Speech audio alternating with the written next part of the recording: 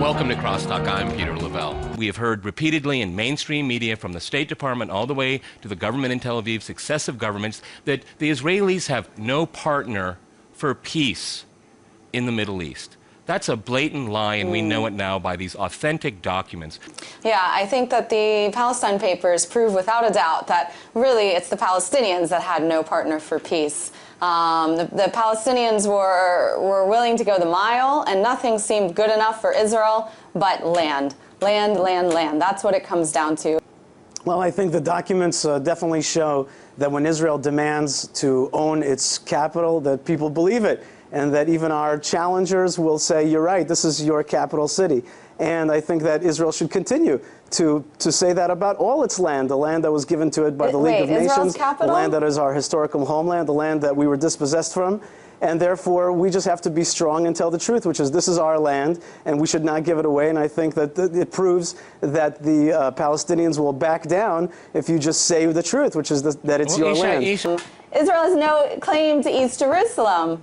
Israel has no claim to East Jerusalem. East Jerusalem is supposed to be the Palestinian capital. What you think. It was illegally annexed. Why do you? All right, folks, I knew this was going to happen. No, that's what international law We'll talk about international law in a minute. Omar, you've been listening to this discussion. We got crosstalk early on in the game. Omar, jump in. Well, I mean, look, what you said is absolutely correct. There is a peace process that is based on the idea that Israel would withdraw from the occupied territories to facilitate the creation of a Palestinian state. That's the entire idea behind the two-state solution. Now, if I'm hearing Rabbi Fleischer correctly, then he's basically saying that he opposes the entire idea of a two-state solution, which actually puts him outside of the mainstream consensus internationally on how to resolve this conflict.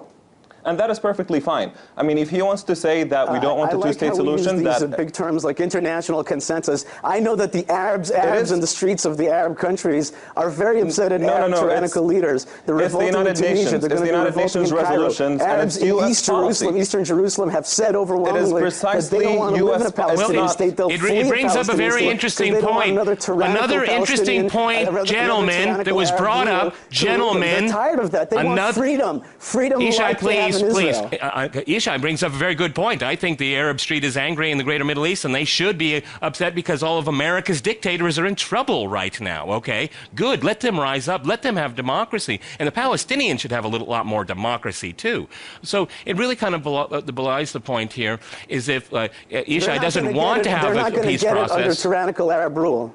Yeah, I think that's probably one thing here we all could agree with here. In which Israel, but at the same time, what does radical Arab rule have to do with the Palestine Papers? Go ahead. They're not going to get it under why does the right wing always do this? Try to change the subject. And they certainly are not going to get it under Israeli occupation. Maya, we're not changing the subject. Go ahead. Go ahead. What does it have to do with Palestine Papers? They're not going to get it under Palestinian occupation either.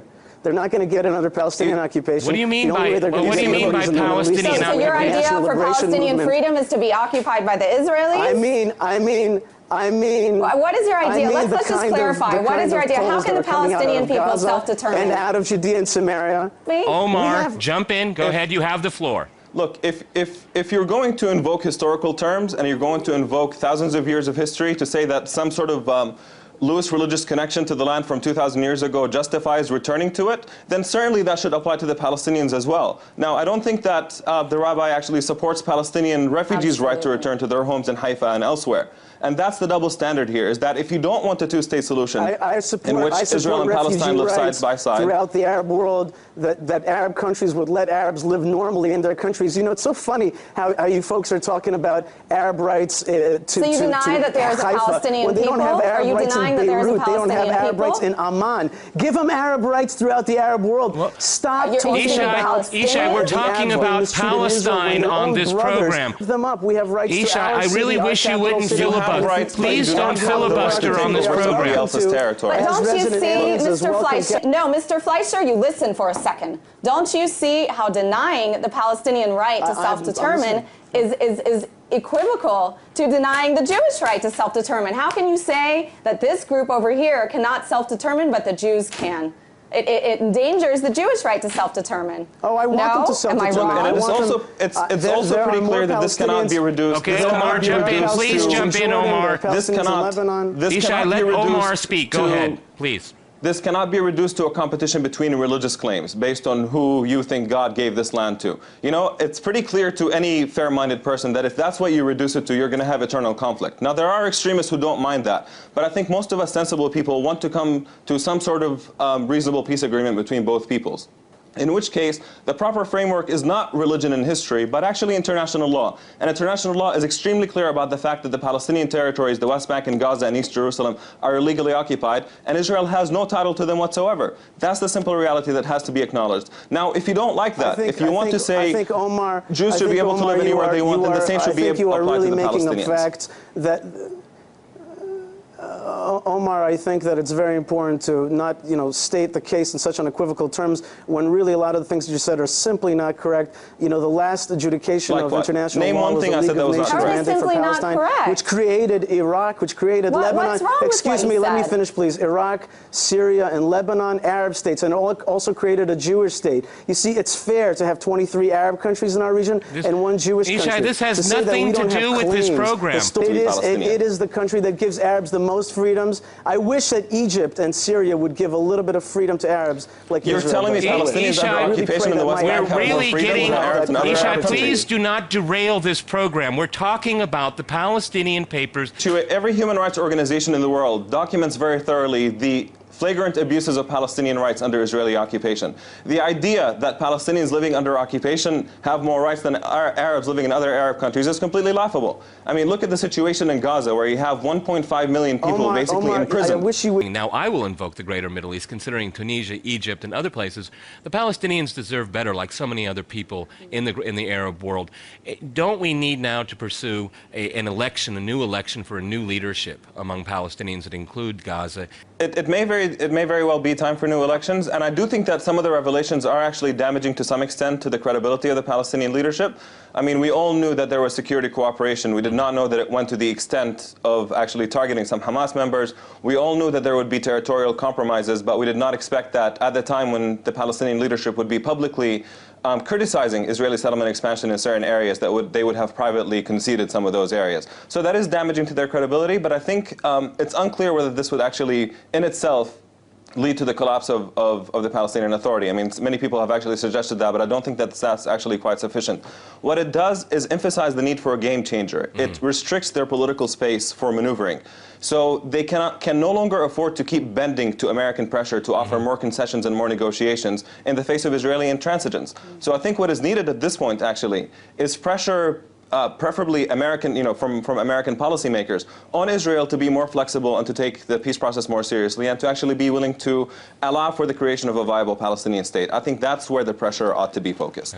That's very optimistic on you. It's never happened. But I want to agree with my colleague Omar that I really think that American involvement is not a good idea. What I don't understand is why Omar says, now let's use the Americans on our side. I say, forget it. Let's push the West out. Let's have direct negotiations, discussions between the tribe of the Jewish people and the tribe of the Arab peoples. We are Middle Eastern peoples. We are really cousins. I mean, one of the biggest problems, one of the big, Omar, if I could go to you in Washington, Omar. This is about people who want peace on both sides versus extremists who are happy to continue this fight on both sides. This is not about Jews versus Arabs. And it's not actually, you can't say that you should opt to push the West and the rest of the world out because both sides are actually uneven. You don't have a balance of power that allows for both sides to negotiate on their own. You have one party, Israel, which has control over everything, and you have the Palestinians who are relatively powerless in the face of Israel's military superiority on the ground. So to say that they should be left for themselves to negotiate obviously will produce nothing but continued Israeli domination of the Palestinians. It must be very convenient to frame the issue that way. No, but it would Quite frankly, people like Rabbi Fleischer are about, I hear him talk a lot about Israel's enemies, and I think people like him are actually the most dangerous people for Israel. Because the people who are keeping Israel from coming into a sensible agreement with the Palestinians in which peace would last are the ones who are actually endangering the long-term interest of Israel. Exactly. Come to a peaceful agreement, end the occupation, allow the Palestinians to exercise their right to self-determination. That is what is needed. So quite frankly, the only thing that there is to say at this point about the peace process is that unless there is a game changer, there is no, the right-wing ruling coalition government in Israel has proven that it is incapable of coming to a sensible peace agreement with the Palestinians voluntarily. So there has to be a game changer. There has to be some shift in the equilibrium, either locally, domestically, regionally, or internationally, that forces Israel to take these negotiations more seriously and to understand that there are consequences to continuing the occupation and the domination of the Palestinian people. Maya, I don't see any other options. Certainly, neither the Israelis or the Palestinians are ready to build a binational, secular, democratic state like I personally would like to see. So I think that the only option now is for the international community to step in, just like it did in 1947 with the UN vote that helped establish the state of Israel. I don't understand why the Israelis keep saying that the only way we can find an agreement to make a Palestinian state is through the peace process, because that's not how Israel was made. There was no peace process here in 1947 that made Israel. The Arab states did not agree to the UN vote. There was no, the Palestinians weren't consulted. There was no agreement. So why not go ahead and establish a Palestinian state now? I think the Jewish people will say, we have a claim to this land. It's not biblical only. It's historical, it's archaeological, it's legal, it's international law. And I think we should make a simple claim. This is our land. Let's live with our neighbors in peace. So is the Palestinian connection to that land. Let's assert our claims. But the same Let's with the remember our historical Palestinians. narrative. They also have an archaeological connection and I want to make one tiny point. What's the difference? I want to make one point. The difference between me and my colleagues on this program is that they believe in a new form of imperialism. They think that the world should get together and force solutions on the region. I say, look at Afghanistan. Okay. Well, look I mean, at Iraq. I really would People like to don't dig want into that one.